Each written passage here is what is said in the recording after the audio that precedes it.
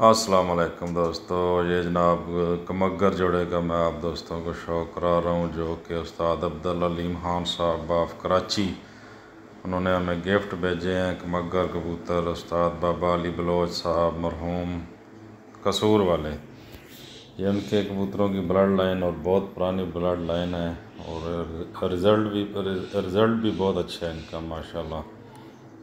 हम जनाब उस्ताद अब्दुल अलीम खान साहब का शुक्रिया अदा करते हैं। कबूतर थोड़े क्रीज में देखें, उनके जो है ना पर भी कुछ गिरे हुए हैं, तो ऐसे मैंने सोचा चलो दोस्तों को शौक़ करवाते हैं।